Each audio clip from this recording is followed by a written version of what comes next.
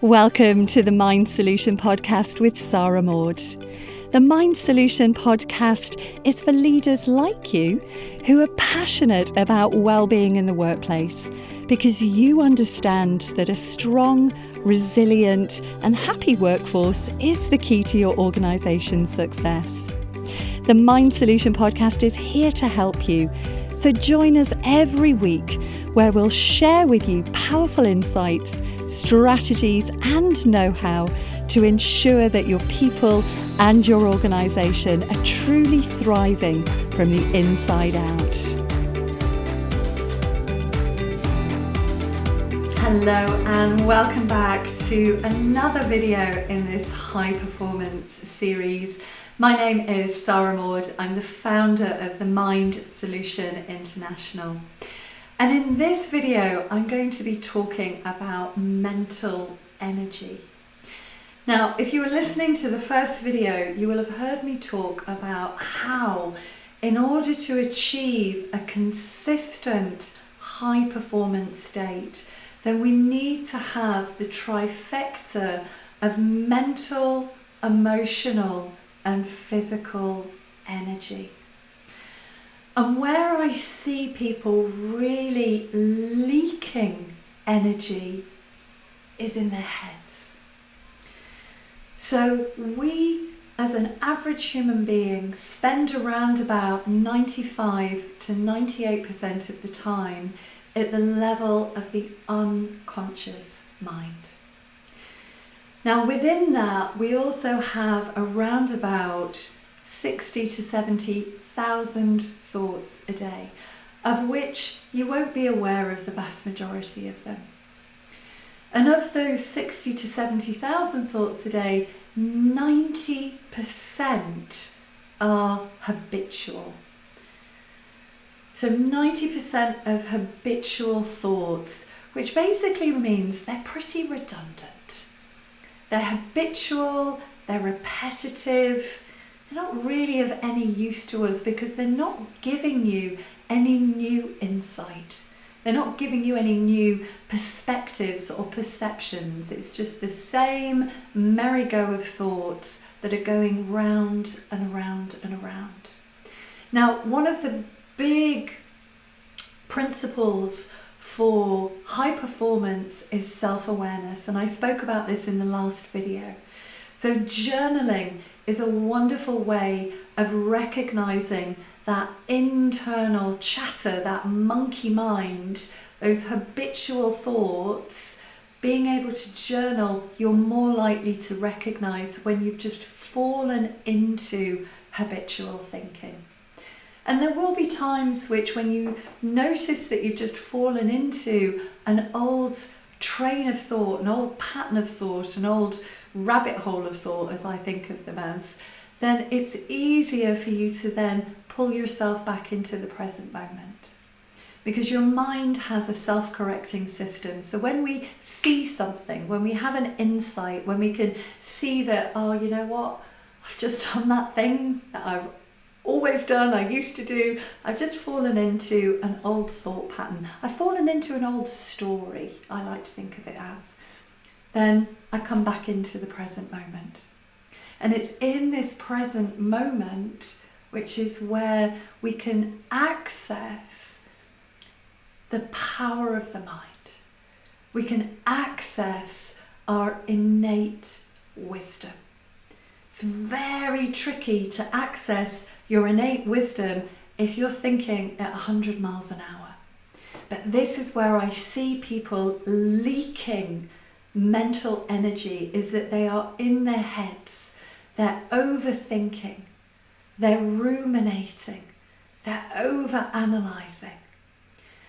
And it's my take that we've been lulled innocently, but we've been lulled into thinking that if we're thinking about something, we're doing something helpful. And I'm sure that you've probably heard people say, I'm going to go away and I'm going to think about that. And I kind of want to run after them and go, no, that's the last thing that you want to do is think about something. Because all that we're really going to do is start thinking about our thinking. We might think that we're thinking about a situation, but really what's happening is that we generate a thought, and then we generate another thought to back up the first thought, and then we're off. It's like we've got a machine in our brain that's like firing out these thoughts, one after the other, and we get so entangled in them. They seem so real, so believable, because these thoughts create stories. They create stories, they create perceptions. Everything that you are experiencing right now, moment to moment to moment, is internally generated, is an internally generated perceptual map, a perceptual model of the world that you carry around inside your neurophysiology. And that perceptual map and model was created from the moment that you came into the world.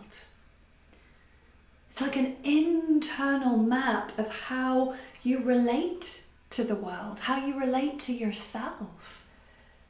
It's that internal perceptual map and model that created that sense of who it is that you think you are. What you think is true, what you think are the beliefs.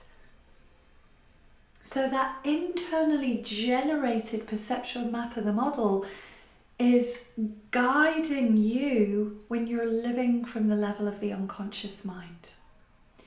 But the good news is that we have this innate wisdom. This innate wisdom has infinite intelligence, this guidance system that is guiding us, that doesn't require any thinking. It's this innate wisdom that can do all the heavy lifting so that we don't tie ourselves up in our thinking. And thinking which isn't real in the first place. It just seems real because of consciousness. But thinking is just two neurons that have come together. And the more that we've revisited that thought, well then whatever fires together, it wires together. And we add meaning, we add emotion, we add drama and past events and all of this kind of internal story. We attach it into those thoughts. So those thoughts are just thoughts in the way that we can look at the weather and go, well, yeah, you know what, it's quite misty in Edinburgh today. Well, that's a thought. But I'm not really going to give it a second thought because it hasn't got my attention. It's not really relevant. But other thoughts, we can give other thoughts a lot of time and a lot of attention and a lot of focus. And the more that we do that, the more that they seem like they're real. It seems like that's the truth. But we're just living from this perceptual reality. And when we see that we've just fallen into our thinking, when we see that we've just fallen into a story that we've told ourselves, well, the mind has a self-correcting system. It can self-correct ourselves. But it's not always easy to see that. And this is why self-awareness is so crucial. And I spoke about this in my last video, that for a high-performance habit, journaling is so fundamentally important. Because if we're not aware of those thoughts, those stories that we tell ourselves, about other people, about what's possible, about the world, if we're not aware of that, then we're always going to seem like we're victims of circumstance. We're always going to be living based on these thoughts as our reality. But the truth of who we really are is before all of that thinking. But if we're not aware, if we don't have that level of self-awareness, if we don't have raised levels of consciousness, then we can only see things from our current level of thinking. It's a little bit like Imagine that you're in a glass elevator. And at that first level, all you can see is your current level of thinking. So we can't really see the bird's eye perspective. We can't see the big picture. But as you move up those levels of consciousness, well, we can start to see more. We can start to see the dots being joined. We can see the bigger landscape. So working on evolving our mind, growing our mind, developing our mind, raising our levels of self-awareness and consciousness is absolutely critical for consistent high performance. And we can recognize when we are just caught in those stories so that we are not leaking energy.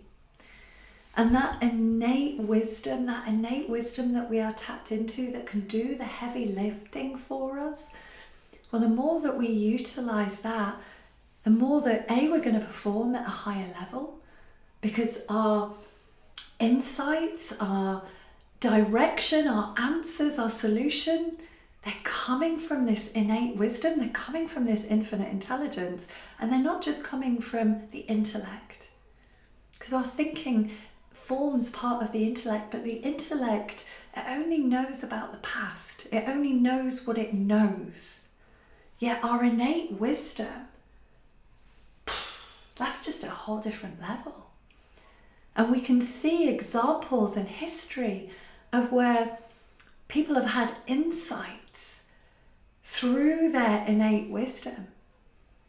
And it's my guess, in fact, it's my guarantee, that if you were to go back in your mind and you were to reflect on when you had an insight, when an idea, a bit of inspiration just dropped into your mind, that you weren't doing very much.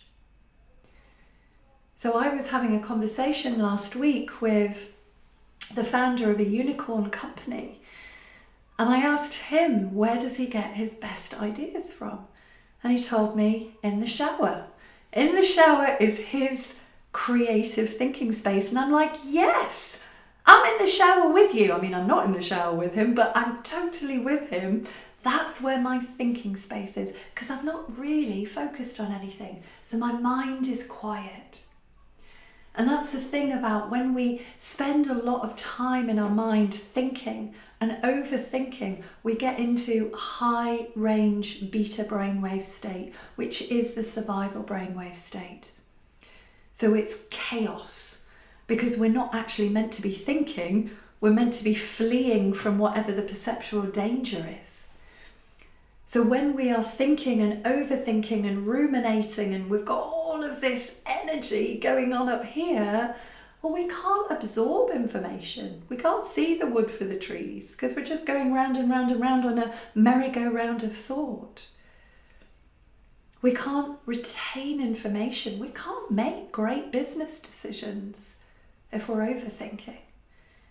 And our autonomic nervous system will be on high alert, because if we've triggered the survival response, our body's going to be in survival response. We cannot perform from that state. So when we are in a calmer state of mind, and the brainwave state comes down into more of an alpha beta brainwave state, so when you're in the shower, when you're in the bath, I mean, Archimedes, he discovered the principle for volume when he was just taking a soak in the tub. Now, when you're out for a walk, when you're walking the dog, maybe even when you're driving the car, when there's very little on our mind, that's when we can really access our innate wisdom.